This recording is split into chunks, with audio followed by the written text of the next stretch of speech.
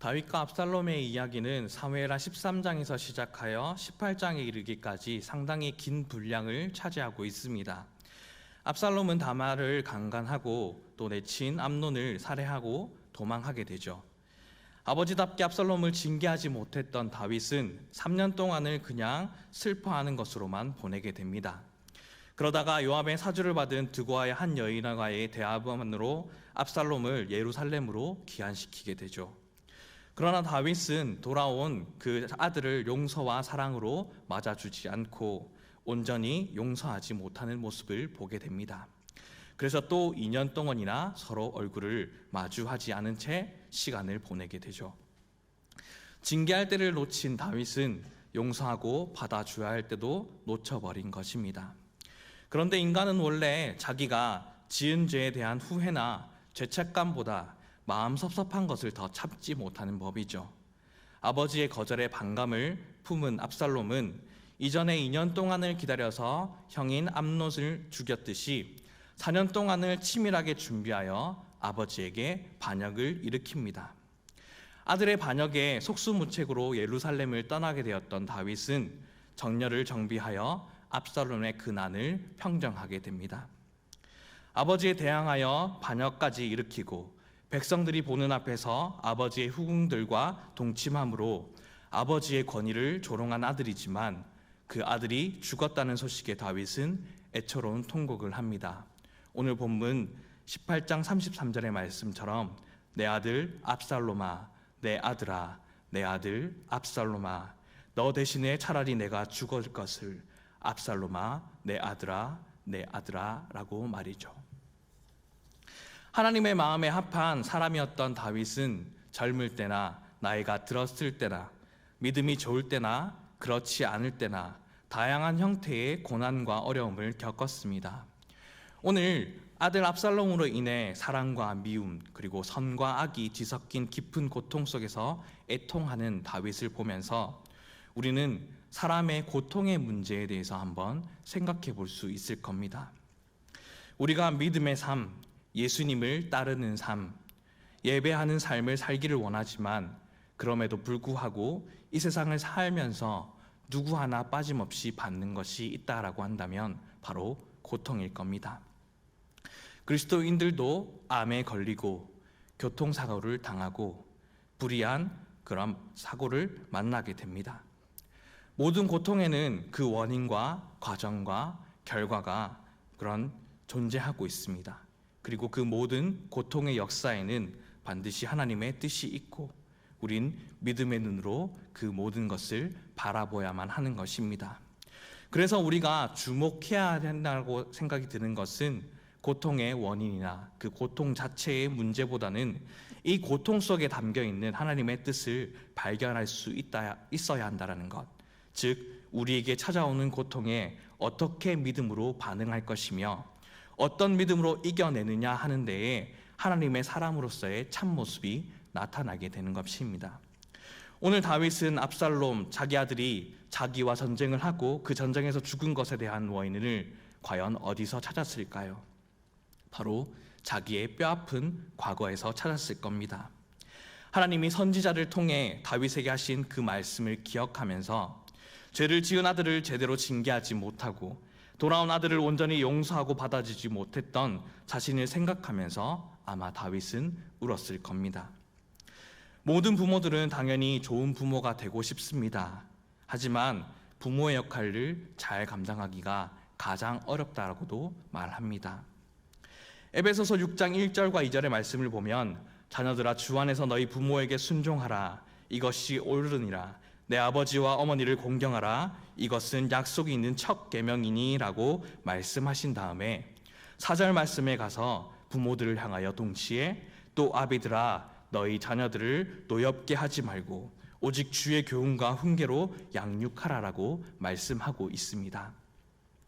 좋은 부모가 되겠다고 자식이 잘 되라고 사람 되라고 잔소리도 하고 책망도 하고 징계도 하지만 그 과정과 방법이 지혜롭지 못하면 자녀들에게 분노가 생길 수도 있다라고 우리에게 분명하게 말씀하십니다.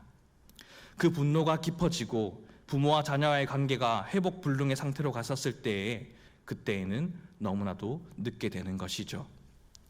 사람이 사람답게 살도록, 특히나 하나님의 사람답게 살도록 하는 것은 부모의 힘과 지혜만으로는 너무나도 어렵습니다. 그래서 하나님의 자녀에게 너희 자녀를 노엽게 하지 말고 다음에 오직 주의 교훈과 훈계로 양육하라라고 우리에게 권면하고 있는 겁니다. 하나님의 말씀과 그 영으로 자녀를 양육할 때를 놓치지 말아야만 합니다. 혹시 부모 노릇이 서툴러서 때를 놓쳤다라고 한다면 그때는 더더욱이 하나님의 손에 맡기는 기도 가운데에 나의 의지를 그 어느 때보다도 더 뒤로 물러서야 할 때일 겁니다. 그런데 우리는 그렇지 못하죠.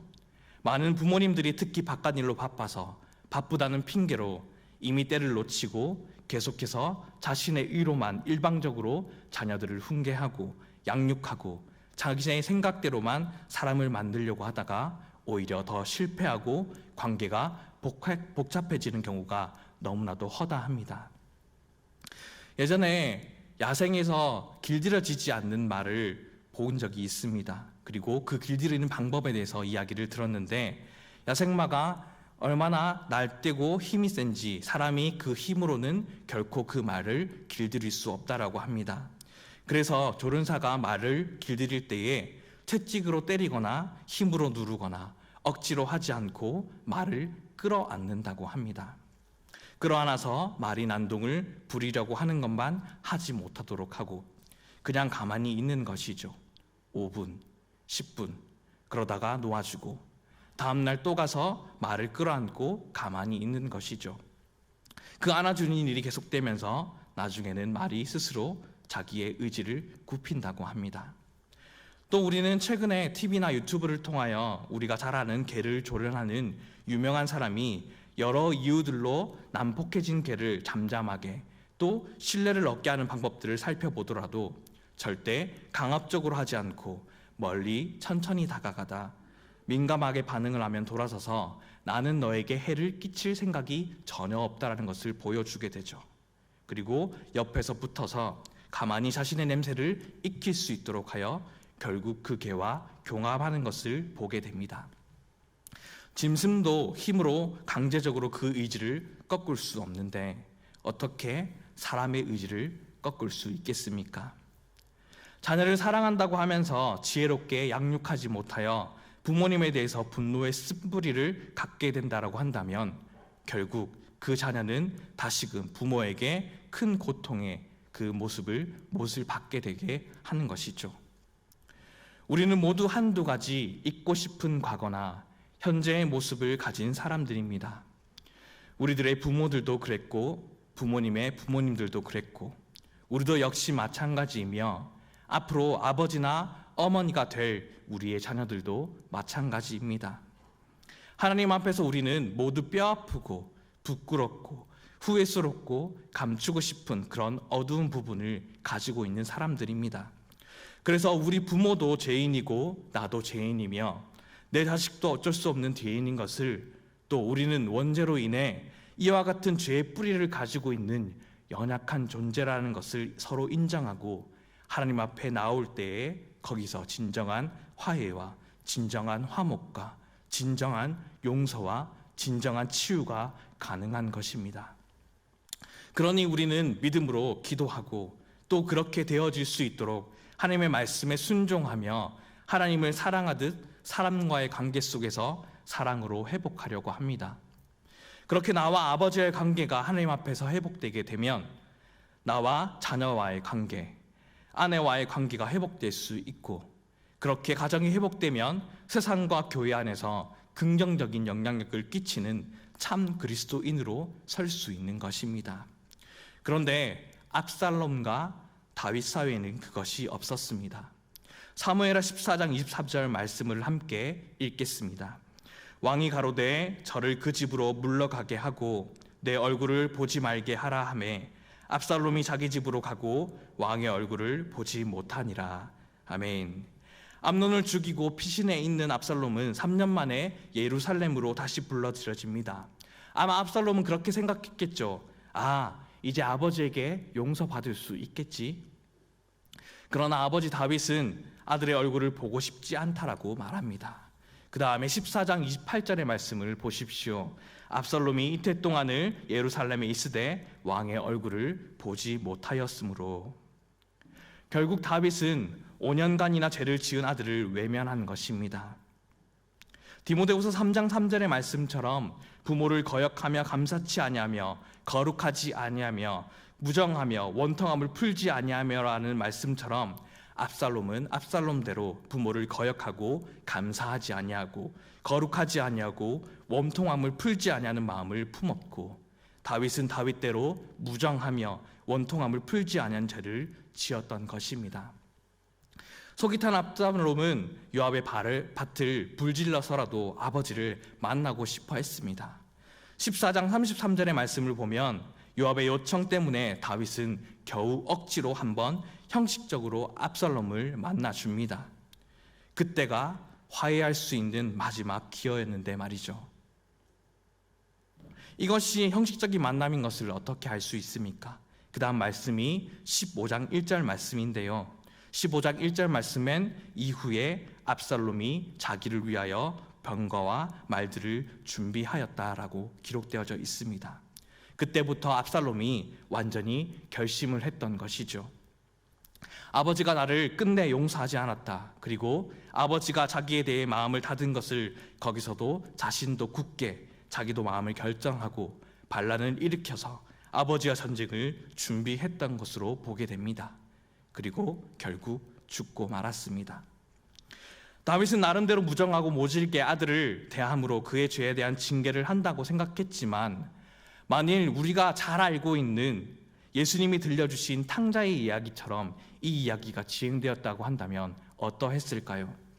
다윗이 돌아온 압살롬과 진심으로 포용하고 마주 앉아 자신이 다말을 얼마나 아끼는지, 암논에게 얼마나 분노했는지, 집단 압살롬의 생활들이 얼마나 힘들었는지 이런저런 이야기를 나눌 만한 장면들이 그 삶 가운데 있었다라고 한다면 어떻게 되었을까요? 아버지가 여전히 아들을 사랑한다라는 것을, 그에게 완전히 마음을 닫지 않았다는 마음을 보여주었다고 한다면 다윗은 아들을 되찾았을 것이고 압살롬은 아버지를 되찾았을 것입니다. 다윗이 그것을 못하고 있다가 지금 이제 그 아들이 반란을 일으키고 나서 큰 고통 가운데에 두 번째 광야의 길을 통해 그것을 회복합니다. 18장 5절의 말씀 가운데에 나를 위하여 소년 압살롬을 너그러이 대접하라 라고 말하였던 것처럼 요압과 신하들은 이 말을 이해할 수 없었겠지만, 지난번 함께 나누었던 말씀처럼 광야의 길을 함께 걸어가는 자들 중 끝까지 다윗과 함께 했던 사람들이 분명 존재는 했었지만, 생애 최악의 버림받은 고통의 경험이라 할 수 있는 이 일로 인해 오히려 아들 압살롬에 대한 용서와 사랑을 회복하게 됩니다. 하지만 압살롬은 그 아버지의 마음을 알지 못하고 갔습니다. 그게 더 슬퍼서 다윗은 오늘 통곡하며 울었을 겁니다. 지네드라는 사람이 사울과 다윗과 압살롬의 관계를 묵상하며 쓴 세왕 이야기라는 책이 있습니다. 늙은 사울 왕이 젊은 다윗을 질투합니다. 권력에 대한 불안으로 아무 때나 창을 던지고 뒤를 쫓습니다. 그러다가 다윗은 어떤 행동으로도 대항하지 않습니다. 그저 피하고 또 피할 뿐이죠.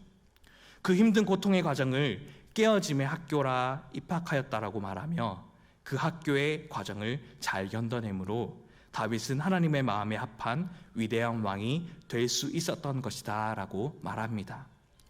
그리고 우리의 삶에서도 사울왕과 같은 권위를 가진 사람의 창에 상처를 입을 때가 많을 것이라고, 하지만 그 창을 우리도 역시 똑같이 되돌려준다라고 한다면 자신 속에 똑같은 사울왕이 자라가게 될 것이라 라고 말합니다.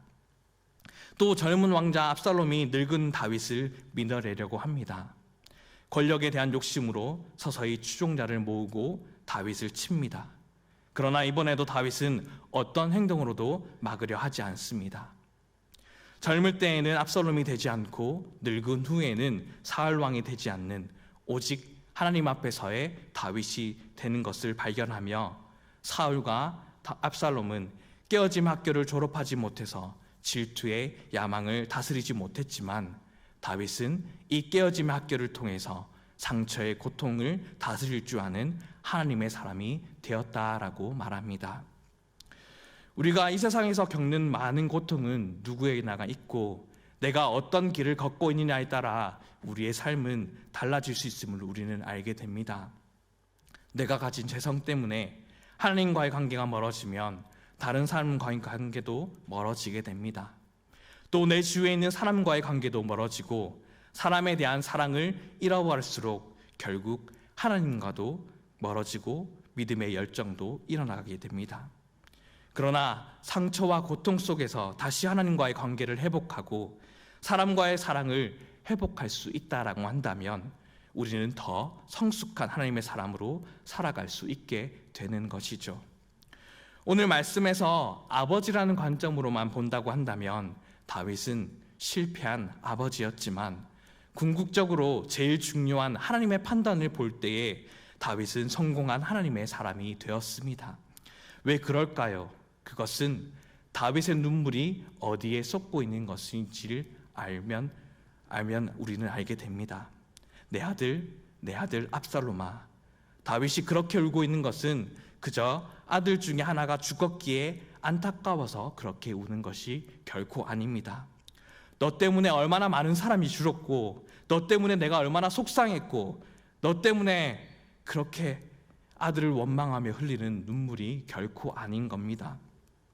내가 다윗 자신이 하나님 앞에서 서야 할 자리, 내가 가야 할 자리, 내가 충성해야 할 자리를 외면하고 내가 육신의 안목과 정욕에 빠져 잘못되기 시작하여 가정, 나라, 이 공동체가 지금까지 이르렀음을 다윗은 하나님 안에서 발견하고 기억하면서 철저한 회개의 눈물을 흘리고 있는 것입니다. 그 눈물은 하나님 앞에서 회개하는 눈물이었고 그 눈물은 하나님 앞에서 진실한 눈물입니다. 다윗은 비록 그 아들을 품지 못해 목숨을 잃게 되는 결과를, 아버지 아들이 서로 온전한 마음을 전하지 못하는 결과를 초래하였지만 우리 하나님은 그런 분이 결코 아니시죠.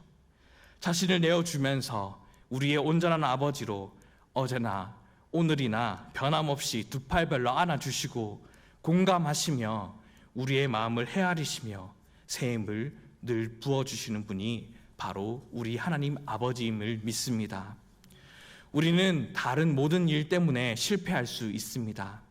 아버지로 실패할 수 있고 어머니로 실패할 수 있고 사업에 실패할 수 있습니다. 남편으로 실패할 수 있고 아내로 실패할 수 있고 하나님의 일에도 심지어 실패할 수 있습니다. 그러나 그 실패를 깨닫는 순간에 내가 실패할 수밖에 없는 연약한 존재임을 발견하는 순간에 하나님 앞에 엎드리는 우리의 모습이 있기를 간절히 소망합니다. 그리고 하나님의 은혜 앞에서 눈물을 흘릴 수 있는 주님과의 친밀한 자들이 되기를 간절히 소망합니다. 예수 그리스도의 십자가의 보혈로 그 피가 나의 모든 허물과 죄와 나의 잘못을 덮고 용서해 주었기에 비록 내가 서 있는 지금의 사람들이 보기에 실패했다 할지라도 나는 하나님 앞에서 존귀한 하나님의 사람이라고 고백할 수 있는 믿음이 우리 가운데 있기를 간절히 소망합니다. 그리고 이 모든 문제를 하나님 손에 맡기고 다시금 깨트려지고 만들어져가는 귀한 우리가 되어서 회복되고 정금같이 되어진 나를 통해 우리 가정, 우리 교회, 우리 나라를 주님의 공동체로 다시금 회복시키며 하나님의 나라와 그 뜻을 이루어가는 우리의 삶이 될 수 있기를 간절히 소망합니다.